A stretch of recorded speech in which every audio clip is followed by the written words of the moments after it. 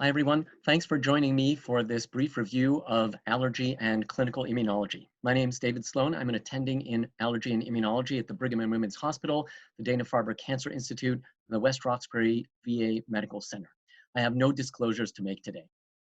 Here's a list of the subjects we're going to cover in brief today. We'll do a quick review of some essential immunology for allergy. Then we'll move on to allergic rhinoconjunctivitis, allergic asthma, urticaria and angioedema, anaphylaxis, drug hypersensitivity, food allergies will be mixed into some of what we'll discuss. And then we'll talk briefly about mast cell disorders like mastocytosis and mast cell activation syndrome. And finally, a little bit about the most common adult immunodeficiency syndrome, which is an antibody deficiency and a related entity called common variable immunodeficiency. So as far as background is concerned, remember that the immune system is sort of working in parallel to the nervous system. The nervous system has billions of components, and they all talk to one another to produce these emergent phenomena, so to speak, of consciousness, and that system produces responses based on the analysis of energy, like light, heat, pressure, sound, vibration. The immune system is working in parallel, but it processes matter, and that matter can come from either inside the body or outside the body. And the immune system only has to really make one determination. Is this material that I'm in contact with safe or is it dangerous? So starting in this box here, if the material comes from inside the body and is safe, the immune system should not respond to it. If by accident it does, that's autoimmunity. If the material comes from inside the body and is dangerous, it's mutated or broken, that could result in cancer. The immune system should eradicate that. That's a phenomenon called immunosurveillance. If the material comes from outside the body and is dangerous, those are the microbes that we know, like bacteria, viruses, yeast, molds, fungi, parasites, etc. The immune system definitely must respond to those things. And if it fails to, that's immunodeficiency. And the most common immunologic disease in first world countries is this last quadrant, where the material comes from outside the body and is safe. The immune system should tolerate those materials, but if it responds in a particular way, in a constrained way that we'll discuss at length in a moment, then that's what we consider hypersensitivity. And specifically, if it involves mast cells and IgE, we consider that allergy. If you get this slide, you have 90% or more of the pathobiology of allergic disease. It starts off where B cells rearrange their genes for their high affinity receptors. They express those on the surface as membrane-bounded IgM and IgD, and allergens can come in, and if they have the right conformation to stick to those receptors, that B cell will get some help from a T cell, maybe a Th2 cell, and it will promote to becoming an IgE-producing plasma cell. That IgE diffuses throughout the body. It lands here or docks on the surface of mast cells and basophils by means of this high-affinity IgE receptor. When it does that and the allergen reappears, the allergen sticks to the IgE, cross-links these receptors, and results in the release of these mediators like histamine, leukotrienes, serum tryptase, and it's the effect of those mediators, regardless of how they were released from the mast cell, that acts on tissue to cause the type of inflammation that leads to the symptoms and signs of allergic diseases like allergic rhinitis, asthma, and anaphylaxis, depending on where in the body those chemicals have their effects. Allergic rhinoconjunctivitis is one of the most common conditions among first world patients. Here are the symptoms, and they're very familiar to many of us: sneezing, nasal congestion, runny nose, etc. Also involving the eyes and, in many patients, the ears or the palate, the upper aerodigestive tract. On physical exam, you might see clear bilateral nasal discharge, and that's important that it be bilateral because you expect that these are airborne allergens, and it should produce symptoms and signs on both sides. And if it's only one-sided, something sounds a bit amiss. Postnasal discharge, pale and edematous turbinate mucosa, and findings in the eyes are very commonly seen on physical exam as well. Anywhere from 15 to 20% of the population may report these symptoms. Not all of them will go to the doctor. Some people have tried over-the-counter medications, and for many, that is sufficient. There is a relationship between allergic rhinitis and allergic rhinoconjunctivitis and asthma. In one study, you can see that a quarter of patients with asthma had allergies, and in another study, about 1 out of 6, maybe a bit more, who had allergic rhinitis had asthma. These are the common allergens, And it's critical to get information from the patient about the seasonality of their symptoms. If it occurs in a springtime, that's probably due to pollen from trees and grasses. If it occurs at the end of summer, that could be weeds. But if it occurs all year long, maybe it's the cat. The diagnosis is made mostly by the history, but then that's followed up by objective testing, such as with skin prick testing, and that can be prick testing or deeper testing called intradermal testing. And then here are some things to consider in the differential diagnosis, including infections and cholinergic rhinitis, sometimes called gustatory rhinitis, which often occurs in older men in their 70s or 80s. When they eat, the increased parasympathetic output increases nasal discharge of clear, watery rhinorrhea. That's a completely different disease. The treatment for allergic rhinoconjunctivitis, if you can avoid the allergen, that's great, avoid it. But if you can't, the mainstays of medication are either medications or immunotherapy. And the most common medications that are given are intranasal steroids, which can also benefit the ocular symptoms as well once they're used on a consistent basis. And that's key that they be used on a consistent basis. And then antihistamines. And nowadays, we mostly turn to these non-sedating antihistamines. There are a number of other agents that can be used as well, but these are the main ones in our arsenal. If medications are ineffective or cause intolerable side effects, patients may benefit from allergy immunotherapy. Injection immunotherapy, which is the most well-established one, has been proven to be safe and effective in the majority of patients, but there increasingly is use of oral or so-called sublingual immunotherapy. More experience with this in Europe, but increasingly in the United States. And the United States FDA has approved oral immunotherapy with dissolving tablets for ragweed, grasses, and possibly dust mites as well. Turning to asthma, it's important to recognize that asthma is a syndrome, not a single disease. And the syndrome of asthma can be allergic, but there are a number of what are called endotypes or different pathways to get to the phenotype of repeated episodes of wheezing, cough, chest tightness, and shortness of breath, with the demonstration, hopefully, of reversible airflow obstruction. The newer biologic therapies are added on to the mainstays of therapy, most importantly, the inhaled steroids, especially in combination with long-acting beta agonists. So for example, a combination medication of an inhaled steroid and a long-acting beta agonist is now considered first-line therapy. On top of that, though, for people who don't respond ideally to that, don't have complete control of their symptoms, biologic agents such as anti-IgE or omalizumab that blocks IgE, prevents it from binding to the high-affinity receptor on mast cells, can be useful for patients with allergic asthma. Mepolizumab and ristlizumab block IL-5 and thereby starve eosinophils, which are key cells for some patients with some versions of asthma, and thereby lead to the eosinophil undergoing apoptosis. And rilizumab binds directly to the IL-5 receptor and not only blocks IL-5, but leads to what's called ADCC, or antibody-dependent cell-mediated cytotoxicity of the eosinophil by other cells like NK cells. And excitingly, dupilumab, or an antibody directed against the alpha chain of the receptor for IL-4 and IL-13, has shown great promise as well in both allergic asthma and atopic dermatitis. Some important subtypes of asthma that you may recognize clinically include aspirin-sensitive asthma, where patients have the triad or tetrad of asthma, nasal polyposis with anosmia, sensitivity to aspirin or NSAIDs, and chronic rhinosinusitis. That's not IgE mediated, so it's an exception to the rule about the involvement of mast cells, but really is the product of insufficient concentrations of the anti-inflammatory molecule prostaglandin E2 or PGE2. When people take inhibitors of the cyclooxygenase 1 enzyme like aspirin or ibuprofen, they further decrease PGE2, and that's like cutting the brakes, leading to overproduction of pro-inflammatory leukotrienes. We use leukotriene blockade agents like 5-lipoxygenase inhibitors or leukotriene receptor antagonists such as montelukast to help those patients. Many patients eventually need to have surgery, and many patients will be helped by aspirin desensitization or the dupilumab molecule I mentioned earlier. Another important asthma subtype or asthma mimicker is allergic bronchopulmonary aspergillosis.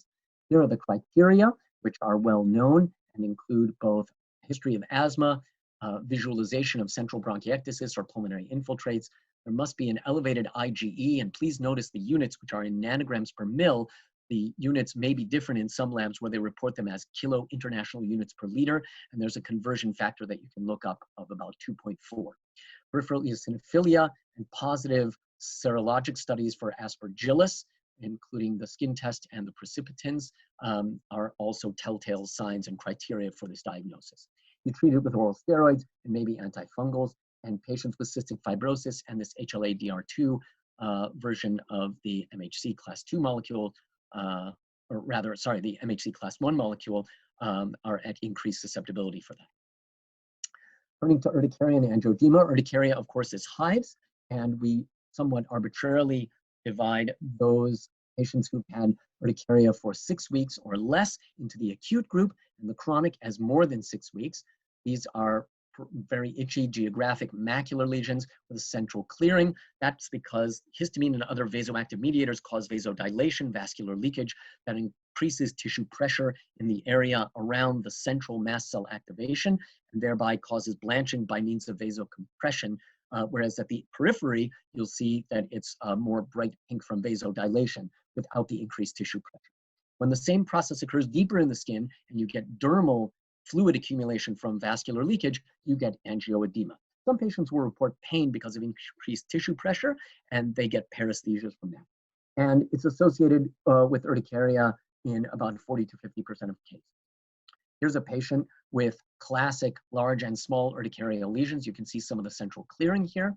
Here are causes. In acute urticaria, we find a cause in about 1 out of 5 patients. And when I say we, it's mostly the patient. It is important to ask about drugs such as nonsteroidal anti-inflammatory drugs, antibiotics, and aspirin. Foods such as the classic 8, eggs, fish, shellfish, wheat, soy, milk, tree nuts, and peanuts are common triggers, but most of the time patients have figured out when they are eating those on a regular basis.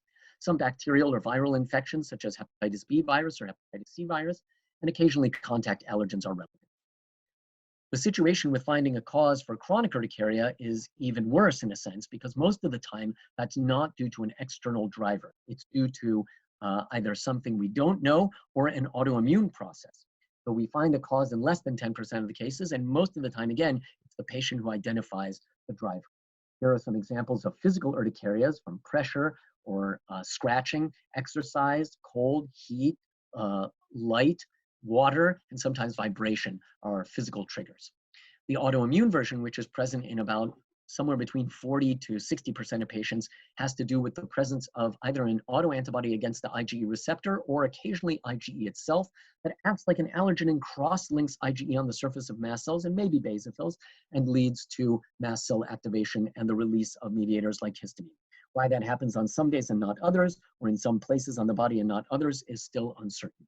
There are important relationships between this autoimmune version of urticaria and angioedema and Hashimoto's thyroiditis, maybe Graves' disease as well. And sometimes you see connections between certain malignancies and connective tissue disorders like those listed here. Treatment of urticaria is founded on blockade of the H1 molecule, which is a receptor that takes up about 80 to 85% of the histamine receptors in the skin. We normally use non-sedating antihistamines, but we will use sedating if needed. H2 receptors are the other 10 to 15% of those in the skin, and so we use agents like famotidine and cimetidine to block those. Some agents listed here block both H1 and H2, but their use is sometimes limited by extreme somnolence effects. Leukotriene agonists like montelukast can be helpful, and when we're really desperate, we reach for either steroids or some of these more investigational agents. But excitingly, omalizumab has been proven and is approved for use in patients with chronic urticaria, and it's only given once per month. Sometimes angioedema will occur without the other telltale signs of mast cell activation. And in that case, people get only swelling, but no hives, no itch. There are 2 main versions of this. One is hereditary, in which there is either a deficiency or dysfunction of the C1 inhibitor complement enzyme that leads to the unregulated production of bradykinin. And bradykinin is the key mediator here, very distinct from histamine, because this sort of angioedema results in bradykinin-mediated vascular leakage and vasodilation, but not the associated histamine effects of itching. So that can be a way of helping distinguish clinically between angioedema that is of the hereditary type or the acquired type versus the mast cell mediated type that's histamine dependent. This version is bradykinin dependent. Acquired angioedema is one in which there may be an inhibitor, like an autoantibody against C1 inhibitor, or there's excessive consumption of the early components of complement, and that leads to unregulated downstream complement activation. In either case, this seems to be the same pathobiologic process by which people occasionally get severe angioedema of the lips, tongue, and throat from angiotensin-converting enzyme inhibitors, such as lisinopril, because that blocks the catabolism of bradykinin and therefore allows bradykinin levels or concentrations to increase. For some reason, that only occurs in this physical area, not exactly clear why. Here are some lab tests to help distinguish between hereditary and acquired angioedema. In both, the very best test is to measure the complement C4 component. It should be low in both of these. If it is normal, you're either dealing with an odd, so to speak, type 3 version of hereditary angioedema, in which case you must rely on the family history more. But you can also measure activity or the mass of C1 inhibitor or the concentration. And in acquired angioedema, you'll see that the C1q concentration is low as well. In the past, we used to measure C2 concentrations, but those don't seem to be so helpful, so we really stopped. The therapy for this acquired or hereditary angioedema is to use infusions of purified C1 inhibitor to replete what is dysfunctional or is lost. We can block the kallikrein molecule that leads to the production of bradykinin. We can block the bradykinin type 2 receptor. And when we are looking for more long-term control, we oftentimes give people androgenic steroids that help deliver increased production of the C1 esterase inhibitor. And older drugs include the epsilon aminocaproic acid, tranexamic acid, and if you're desperate in the emergency department, you can just give fresh frozen plasma, which is a good source of complement components, including the C1 esterase inhibitor. Importantly, anaphylaxis is due to systemic mast cell activation and leads to the generally acute onset of severe systemic urticaria, angioedema, and then oftentimes respiratory or cardiovascular symptoms as listed here. Notice as we go down the slide that you get less and less certain in terms of the diagnosis because of the clinical presentation. It's not so classic, but you need to compensate for that compensatorily by being more solid on the history. So for example, if someone has reduced blood pressure only and no hives or no itching and no respiratory asthma symptoms, but is exposed to a known allergen for that patient within minutes to hours, the history kind of helps you where the physical exam or the patient's symptoms did not.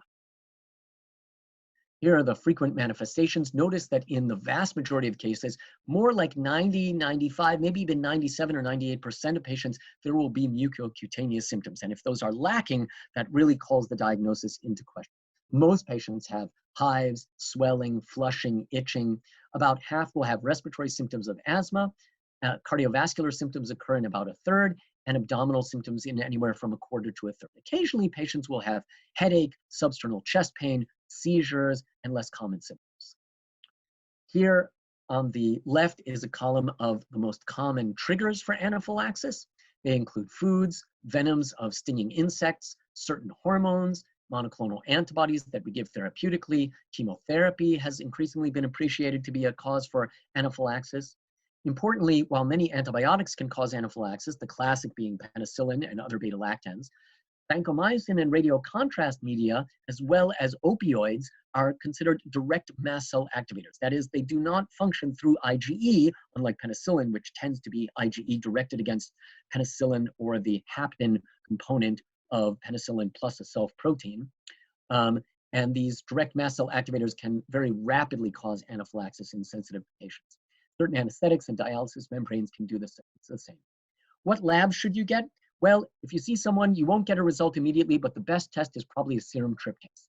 It's very hard to measure a serum histamine concentration, but you can measure histamine metabolites in a 24-hour urine. That's a little bit more difficult to get because you have to collect the urine for 24 hours, but it can contribute to the diagnosis. And the 24-hour urine can also give you information on prostaglandin D2 metabolites, such as prostaglandin 11 beta F2 alpha in the urine. Retrospectively, you can do allergy skin testing or serologic testing for specific IgE, say to peanuts, which is increasingly appreciated as a test to confirm the diagnosis in the setting of the right history. And then last but not least, there have been tests using basophil activation, but this is not as widespread in the United States as it has been in Europe. How do you manage anaphylaxis? Well, most importantly, you recognize it and you provide epinephrine. And epinephrine is the most important medication that's given. It should be given intramuscularly in a large muscle group, such as the anterior or lateral thigh. It should not be given anywhere else, and it should not be given subcutaneously because that is no better than saline. You should observe patients for a minimum of 6 hours because anywhere between 1 out of 6 and 1 out of 3 patients may need a second dose of epinephrine. You should obtain a serum tryptase to help make the diagnosis, but in some conditions like food-induced anaphylaxis, the serum tryptase may not be elevated even though it really is anaphylaxis. We think that the tryptase might be dumped into the gut lumen and therefore not measured because it's lost when a patient has diarrhea. You can provide these other components, which are just part of good general practice for a patient with an acute shock syndrome. But critical in the follow-up is education and providing the patient with an epinephrine auto-injector should that patient again experience anaphylaxis, maybe months or years later. Moving on to drug hypersensitivity. Common drugs that cause IgE-mediated reactions include antibiotics like the beta-lactams, and there is some limited cross-reactivity with cephalosporins, but increasingly we're appreciating that you can pick out the drugs that are most likely to react with one another by means of their side chain, and you can avoid those drugs and use others in their stead if they have equally good coverage for the pathogen you're treating. Aspirin and nonsteroidal anti-inflammatory drugs, again, block the cyclooxygenase 1 and 2 enzymes, and in some cases there's universal cross-reactivity, but I urge you to check out the review articles and the page, let's say on UpToDate, about the hypersensitivity reactions to aspirin and NSAIDs, in part because there are at least 7 or 8 different subtypes of aspirin sensitivity. They're not all the same. They have different characteristics in terms of their cross-reactivity with various members of the large group and the way they're treated. Sulfonamide antibiotics, importantly, there is limited cross-reactivity with non-antibiotics. So for example, if a patient is allergic to and has had a true allergic reaction, let's say to sulfamethoxazole, trimethoprim, that patient is not necessarily barred forever from taking a medication like furosemide that has a sulfa moiety in it. You can use skin testing and challenge protocols within a specialized clinic to make the diagnosis, and you manage generally by avoidance and by education with medical alert bracelets, etc. Occasionally, patients who need treatment with a given medication can be desensitized, which is best done by people with expertise in that area. There are some very important hypersensitivity reactions to medications that are non-IgE mediated, and it's important to distinguish these because those are in large part not amenable to desensitization, and there oftentimes is no particular skin testing, and we simply recommend strict avoidance. Those include the drug reaction with eosinophilia and systemic symptoms, or DRESS syndrome, which has the following manifestations that you can see here: lymphadenopathy, fever, elevation in hepatic transaminases, and is possibly associated with the reactivation of human herpes virus 6 and 7. This condition is often seen in the setting of use of anticonvulsants, and unfortunately, symptoms can persist for weeks or even months after cessation of the drug. Delayed maculopapular rashes are very important. They include erythema multiforme, Stevens-Johnson's, and in its most severe manifestation, toxic epidermal necrolysis, or TEN. The drugs you see listed here are the ones that are most common to trigger those, but almost any drug could potentially do that, including nonsteroidal anti-inflammatory drugs. The key thing here is that patients with Stevens-Johnson's and toxic epidermal necrolysis are considered like burn patients. They may be acutely ill, they have a life-threatening condition, and in large measure, they should never be exposed to that medication again. So I would not skin test patients to those medications unless there was significant doubt about the diagnosis, certainly not challenge them or attempt to desensitize them. There have been reports of patients with mild versions of Stevens-Johnson's or erythema multiforme who have been challenged orally or desensitized orally, but these are still at the case report level. Systemic mastocytosis, it really kind of is a well-established group of diseases. There are WHO criteria for the diagnosis, and I've listed them here. The major criteria includes biopsy that shows multifocal infiltrates of mast cells in the bone marrow or non-skin organs. And then you need to have at least one of the minor criteria, which are listed here. In the absence of that information, mostly from biopsy like bone marrow or extracutaneous organ biopsy, it's hard to make that diagnosis. Increasingly, though, we're seeing patients reporting that they have something called mast cell activation syndrome. And what do they mean by that? It's possible that what we're looking at is a spectrum of conditions that on the one hand could be chronic urticaria, on the other hand could be idiopathic anaphylaxis. What is critical to remember here is that these patients don't meet the criteria and they don't qualify for the diagnosis of an obvious clonal mast cell disease, like the criteria you see on the left-hand column. They do have consistent symptoms, and those symptoms should be consistent with the mediators released by mast cell when mast cells are activated. However, you'll see in this box here that the vast majority of those patients do have abdominal pain, dermatographism or dermatographia, flushing, headache, etc. And in large measure, as you can imagine, we treat those patients by blocking the mediators like histamine. Last but not least, let's turn to the most common condition in adults who haven't been identified with a serious immune deficiency in childhood or in infancy, when they report a history of repeated infections, especially sinopulmonary infections like sinusitis, bronchitis, pneumonia, maybe occasionally an extrapulmonary infection like abscesses or skin and soft tissue infections, or perhaps repeated episodes of meningitis. Those patients oftentimes have an antibody deficiency, and the best characterized of these, apart from IgA deficiency, which is the most common, and in some patients leads to recurrent pneumonia and recurrent respiratory or sinus infections. In other patients, it's completely asymptomatic. The second most best characterized is common variable immunodeficiency. And you can see that the criteria include having a low IgA, a low IgG, and possibly either an IgA or IgM. And in the vast majority of cases, at least one of those, IgA or IgM, should be low as well. There have to be poor responses to vaccines like the pneumonia vaccines like Pneumovax or Prevnar 13, Haemophilus influenza vaccine, hepatitis, strep pneumo, or tetanus or diphtheria.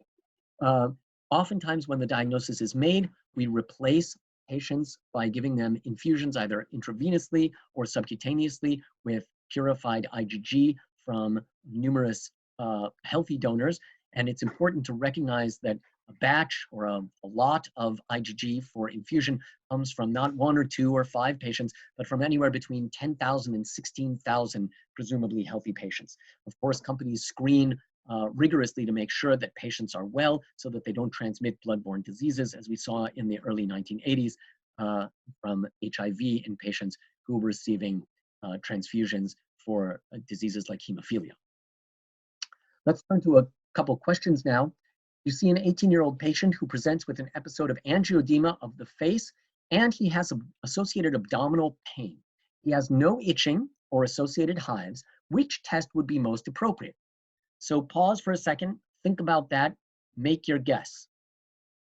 All right, I'm going to presume you tried it. I would have chosen the serum C4. The clinical presentation of this patient suggests possible angioedema that is either hereditary or acquired. The rest of the history will help zone in on that, but it's important to recognize that even 30% of patients with hereditary angioedema have de novo mutations. They're the founders, and therefore they're not going to have a positive family history. A 50-year-old male with coronary artery disease presents to the emergency department with hypotension, tachycardia, shortness of breath, and generalized urticaria after he was stung by a wasp. The most important action in the acute setting is what? Take a second, pause here, and choose your response. All right. I would say that the most important thing to do here is administer epinephrine. These other things like performing skin testing to stinging insect venom, obtaining a serum tryptase, and administering venom immunotherapy are great ideas in the diagnosis and the treatment of this patient, but ultimately what you need to do acutely is treat this patient to save his life from life-threatening anaphylaxis. Here are some references. I hope this was a helpful session. Thanks very much.